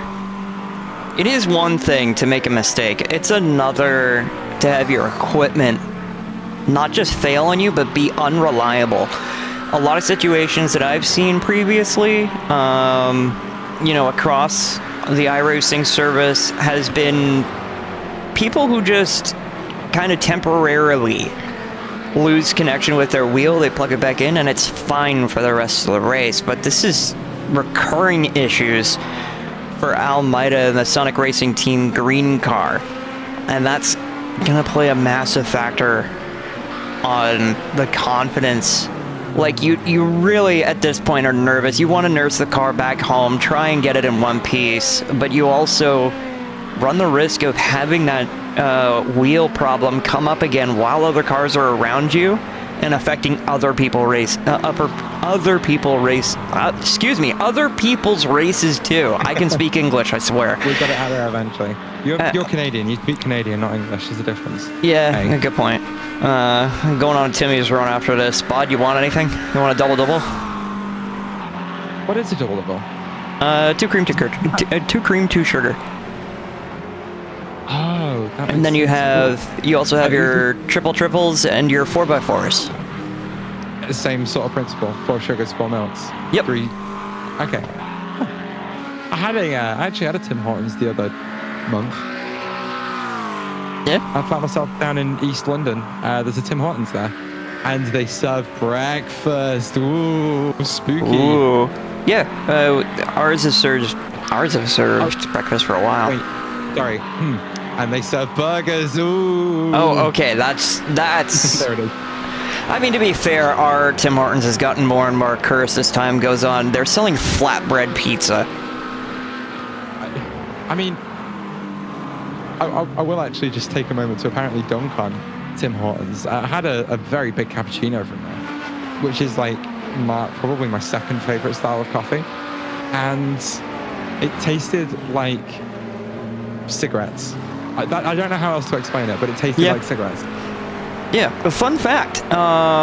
Tim Hortons used to have a really good coffee bean supplier. They used to have their stuff in order, and it was really good coffee. And then they got bought out by Burger King, and now they have a really bad bean supplier, so that's why it tastes bad. It used to not taste that bad. However, if you find yourself in North America, if you want the good Tim Hortons. Okay, well, no, well, not anytime soon, but maybe Canada. Okay, if you find yourself in Canada, because that's about the only safe place you could travel as a tourist these days in North America. If you want good Tim Hortons coffee the way it used to be, you go to McDonald's, because McDonald's signed a contract with the old bean supplier for Timmy's. Little known fact. Well, 8 minutes left in this race. I bet you didn't think we'd be talking about bean suppliers for different fast food chains. Gerard Sardeni leads the way in GT3 by, 7 seconds over Sonic Racing Team's Afonso Souto. This is a great performance for a driver that is trying to keep himself in that championship fight and will close the gap to within, it was 6 points? It was 6 points, wasn't it? That was the one. Pedro Piquet leads the way in LMP2 as well, 5 seconds over Alberto Garcia Blasco. He is very much a driver from the outside looking in, who was 20 points off the championship lead coming into this race. He's scoring only 7 points over Alberto Garcia Blasco. So that will make that gap close to within 4, which will keep things really interesting. But Andre Rosa still up there in 3rd, but leading the championship will have the biggest fall of, or the biggest position change, the points change even, out of all 3 of these drivers, only scoring 15 points as it stands, being outscored by 10 by Pedro Piquet. That gap will close to within 10. So it's all setting up for a very interesting championship fight in both classes as we walk our way towards the final 5 minutes of this race. And Pedro Piquet sets the fastest lap of the session. That is a purple 7 minutes out from the finish. That is a remarkable lap, and it's a 27.5, deep in the 5s. That is a remarkable time. Yeah, it's a big help from the fact the track temperature's dropped by over 10 degrees Celsius over the course of this race, as we find the sun starting to set behind the Sao Paulo skyline. It will be a gorgeous sunset golden hour finish for this race, as Piquet looks very comfortable in terms of bringing this one home overall and scoring the full 25 points. There is your weather report, brought to you by Amity Pulsatrix. Pressing buttons. 25 degrees Celsius in the air, 27 degrees Celsius on the track, 49% humidity, and only 6 kilometers an hour wind speed, which is decidedly manageable, I'd say. Yep, and coming from the south going northbound, the way you can read the degrees readout, you can see it moving ever so slightly as the wind tends to do, but the way that you read it is that the degrees on the compass is essentially where the wind is coming from. So if it says 180 degrees, that means it's coming from the south and going towards the north. If you see 45 degrees, it means it's coming from the east, going west. Wouldn't it be 90 degrees? 45 degrees would be northeast, no? Oh, it'd be northeast, yeah. Yeah. I wasn't good at math. 6 degrees in a circle. Listen, you've been saying you might be bad at math. I know I'm bad at math. I failed math 20 in high school. I don't know what that means. That's a Canadian thing. I'm too British to understand. Grade 11 math class. Understood. Year 11, I think. Oh, is it equivalent? Maybe? I don't know. We can look it up afterwards. Okay, whatever. We can develop a comparison between English and Canadian education systems, because we've got a race on our hands that is about to come to a close. We are within the final 4.5 minutes of this race. We will begin what should be the final, I want to say, 3 or 4 laps of this race, as Pedro Piquet has ticked off 57 tours of Interlagos. As we zoom out and get a gorgeous aerial shot of the virtual Autodromo Jose Carlos Pace, which I've only said once this broadcast right at the very start. So you can see the 15 corners on the circuit, even twisting and winding their way up and down the Sao Paulo hillside. Pedro Piquet still in that dominant position at the front of the field and doing everything he needs to do to at least try and keep his championship well within his grasp. He's scoring decent points over championship leader Andre Rosa, who only finds himself down in third, and Garcia Blasco, of course, putting himself in a decent spot to gain good points on his championship rival as well. The only driver inside that top three that isn't scoring good points right now, and I think will even drop outside the top four, is Bart Mattia for Connection Lost Racing, who only finds himself down in 8th place today. Just hasn't really had the pace, and it's really the consistency over the course of the season that's kept him in the championship. But as we've got to the sharp end, Amity, it just seems like he's taken a bit of a drop off. Yeah, there could be a lot of explanations for it, but there's so many variables that go into a driver's performance over the course of a season, from finding the right setup for your car that works for you, all the way down to just the mental preparation that it takes to get ready to race in such a strong strength of field today. This is a pretty stacked field. Previously in this season, we had quite a few entries per race, so you had a wide span of skill levels and abilities, and now at this point, towards the late stages of this season, you're seeing it tighten up among the much more skilled drivers, with some of those towards the back half of the championship standings not returning. So as a result of that, competition is fierce. Every position matters quite a lot, and with fewer cars on track, that does mean fewer incidences of traffic, which means fewer risks of incidents that you could benefit from. But again, that's only one small part in a driver's performance, so it's hard to say truly what might be the case to affect a driver's performance quite so much. Oh, excuse me. Literally, just as I was about to start talking, a bubble of air decided to get stuck in my throat. Give me a second. All right, we're good. And it's also a case of we go to such a variety of tracks. Over the course of a season, you may just find yourself at a circuit you don't have the pace at. And that's going to happen all throughout iRacing in the public lobbies as well. And league racing is absolutely no different to that. It's why we see the likes of Bart Matty, who's been up there all season long, but again, just dropped down a little bit in the last couple of races. But as we turn our attention back to the front of the field, Pedro Piquet has taken the white flag here in Interlagos, and we'll have one more lap between him and victory at the Autodromo Jose Carlos Pace. Gerard Sardeni just coming up to Young Sao as well. So with that white flag flown for your overall race leader, your GT3 race leader will find himself starting the final lap of the race as well.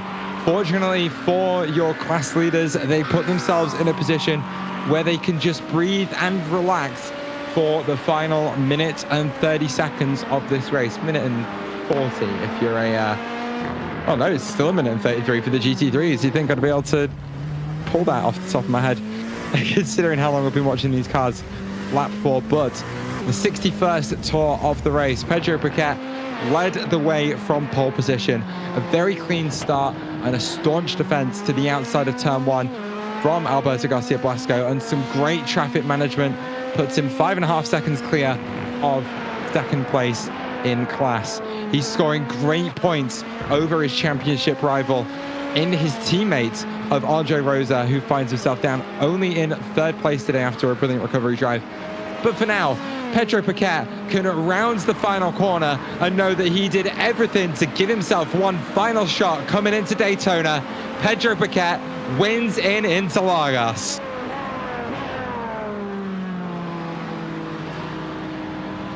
Gorgeously. Alberto Blasco will bring it home in P2 as well, and Andre Rosa very soon to follow in third place. He won't lose the championship lead to either of the two drivers that finished in front of him, but it certainly does make it close. Out of the final corner comes Gerard Sardeni, who has had a brilliant race in terms of really bringing the title challenge to Miguel Almeida and setting him up for the final race. He ended this one 21 points behind, but will leave Interlagos within touching distance of that trophy as Gerard Sardeni will win in GT3.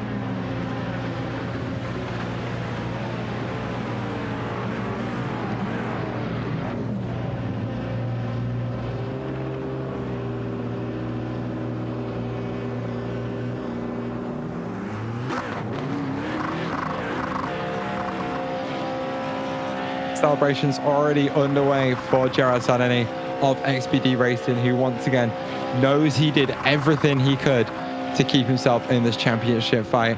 With some unfortunate issues for Miguel Almeida, it has made it very easy for XPD Racing to find themselves way back in the hunt. There's Pedro Piquet and Andre Rosa side by side as they make their way down the hill through turns 4 and 5, celebrating a double NGC by Rubis Gas podium after, I think, what was their 1-2 finish last time out in Road Atlanta. Another very strong result for that team and another very strong result for both drivers in terms of that team's championship. It almost looks like I'm watching this in slow motion. That's what I thought. To be very clear, there's your GT3 for speed comparison. They are going like 31 kilometers an hour. It's Artillero in the NGC. Oh, look at this. Look at this. Aww. They'll love that shot as well. They'll be glad that we got that one on broadcast. Yeah, take away the standings. Look at that.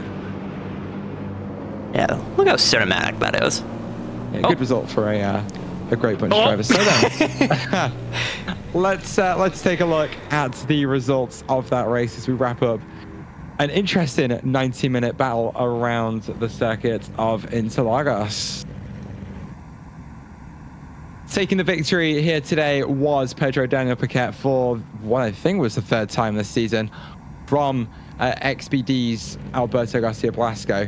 Andre Rosa managed to get back up onto the bottom step of that podium after finding himself backwards off the road at turn 4 on lap 1. As Leandro Mendez for Sonic Racing Team finished in 4th. Mark Hagler was good enough for 5th place today as he led home Kostek Solovej for Fury Simsport in P6 after his brilliant fight with XPD Racing's Dijak Fajardo, who was down in P7. But Mattia didn't have a great day today, finishing in 8th with a late race pit stop, really limiting where he could finish in the standings. But for all 3 twin-turn sim racing cars, they are the ones that find themselves out of the race in LMP2. Meanwhile, in GT3's Gerard Sardeni taking home the win and narrowing the gap to Miguel Almeida by a significant margin, keeping that championship in play for the next race, the final race of the season in 2 weeks' time. Afonso Sudo having a fantastic challenge for the race win, but getting bested by Gerard Sardeni in that three-way battle between Sardeni, Suto, and Almeida. Young Curbs in the beautiful Carpet City livery coming home on the 3rd step of the podium. A fantastic showing here for Young Curbs in the new BMW that he swapped out for. Javier Talavera, a great debut here in Platinum Pilot Series, finishing in 4th. Miguel Almeida unfortunately being victim to netcode when getting side by side with Gerard Sardeni and getting pitched sideways. Tried to do a recovery drive, but equipment failures over and over again usurped that ability to make his way through the field. Artur Loureiro brings up the tail end of the GT3 field, but overall, every GT3 driver seems to have been able to finish the race. Well, it's certainly a dramatic event in terms of championship swings in both classes. So let's talk about that. We'll bring in a driver who has made a big dent in the championship lead, your winner in LMP2, Pedro Piquet. Hello. So, Pedro, as I was just saying, you've made a pretty big dent in your own teammates' championship lead, now finding yourself from within 20 points to within 10 points of winning the championship. So how does that one feel? It felt pretty great. I didn't practice that much because I got a new job, so I don't have a lot of time to practice. But thank you. And I know that Andrea had the pace too, but unfortunately he had a touch in first lap but it's all going to resume in Daytona, so I think it will be a pretty fun race. Yeah, and that's the thing. All you need to do next time out in Daytona is win in that final race and have Andre finish exactly where he did this time out in Interlagos, which, with the pace of Alberto Garcia Blasco in today's event, surely that certainly looks like a possibility. So, not to linger too much on it, but at this point, you are thinking championship, surely. I'm just thinking about having fun this in Daytona, because whoever wants, me, Andre, or Alberto, I'm sure it's going to be a fun race. So I'm here to have fun. If I win, okay, it's better, but hopefully we have some fun together. Yeah, fun races is always what we look forward to as well, and you've certainly helped keep that alive all season long. But let's actually talk about how you drove in today's race. It was pretty nip and tuck between you and Alberto in the early phases of the race, but it's really after that second run through the traffic that you managed to eke that gap out to 5 seconds or so, and at that point you just sort of never looked back. Yeah, I had a bit of luck through the traffic. Unfortunately, it's a very low grid in GT3s. Hopefully the next season will be better. But Alberto is a very good driver, and I think we could battle for the win in the last laps, but I had more luck than him, but it's racing, so I had nothing to do, and Alberto too.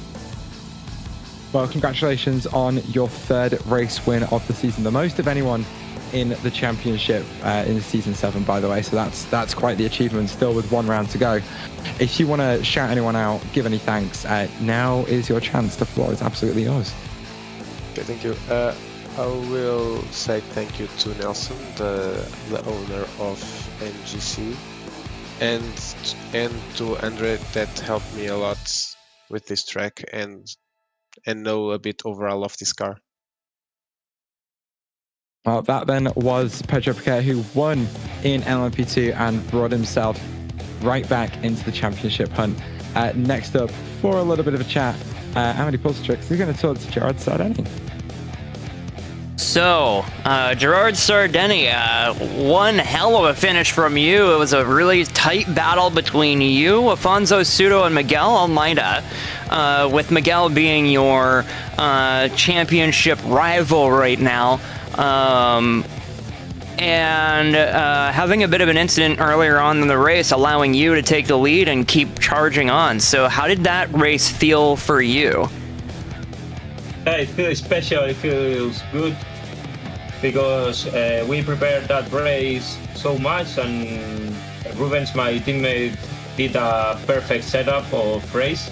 We don't have a good setup for qualifying, but for race it was so good, and it's special. So, in case you hadn't realized, Miguel Almeida was actually having quite a few wheel issues later on in the race, wasn't able to recover. So you now actually have tightened up that gap in the championship between you and Miguel Almeida. Heading into the next race in 2 weeks' time, which I believe, if I recall correctly, is going to Daytona. If I check my schedule here, you mentioned it a couple. Yeah, it is Daytona.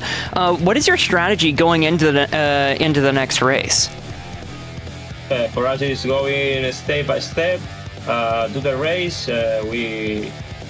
Our target is to go ahead, to stay in P1 all time. And if Miguel can stay in P2, okay. If not, I don't know. We only want to go ahead all time, and the other things happens.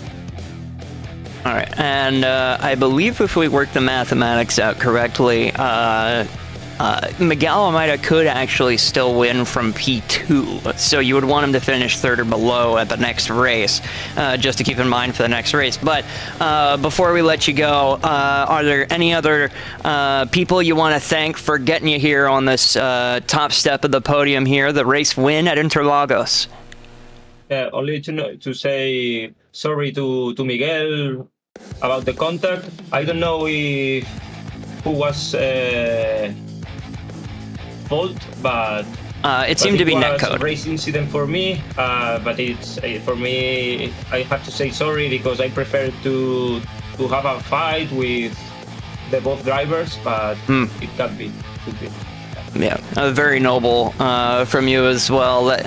That's what we want as drivers, is to, have those battles. It's not so fun when you're in no man's land all by yourself. But that being said, that's still a very dominant win for you today here at Interlagos. Congratulations on your win, and look forward to seeing you battle for the championship in 2 weeks' time at Daytona. Thank you so much. So after a dramatic race for the championship in Interlagos, all eyes turn towards Florida, as next time out, we make our way to the high banks of Daytona International Speedway to tackle the infamous road course.